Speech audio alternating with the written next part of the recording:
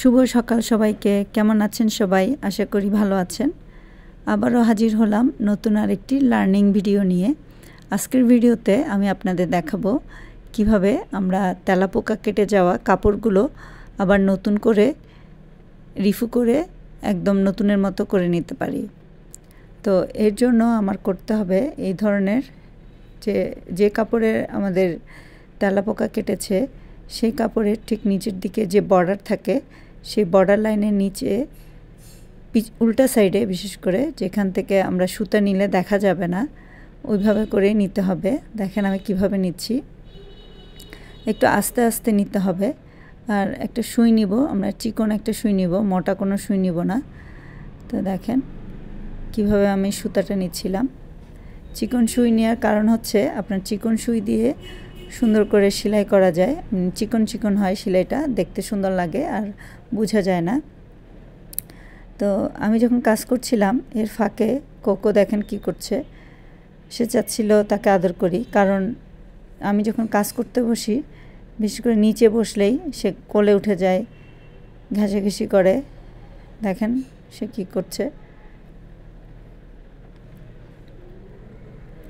তো দেখেন আমি কাজটা কিভাবে করছি। এরপরে একটা ফ্রেম নিয়ে নিয়েছি, তারপর আস্তে আস্তে করে কাঁথা সেলাই যেভাবে দেয় আর কি, উপর থেকে নিচ, নিচ থেকে উপর, আবার ডানে বামে, ঠিক এইভাবে করেই সেলাই করতে হবে।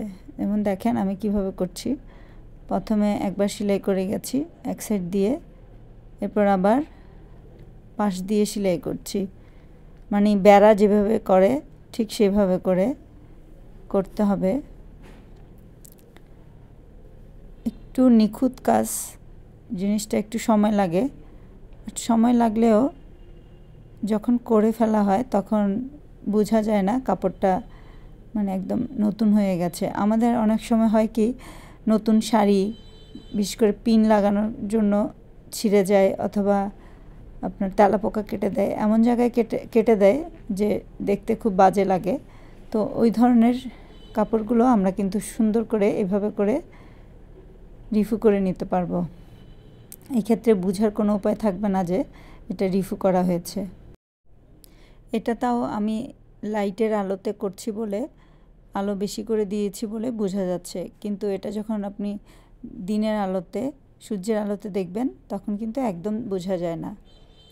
তো আমি ভিডিও লাস্টে দেখিয়ে দিব এটা মানে সূর্যের আলোতে কেমন লাগছে। তো আমার এই ভিডিওটা আপনাদের কাছে কেমন লেগেছে, যদি ভালো লাগে অবশ্যই লাইক, কমেন্ট এবং শেয়ার করে দেবেন। দেখেন এটা হচ্ছে সূর্যের আলোতে, বোঝার কোনো উপায় নেই।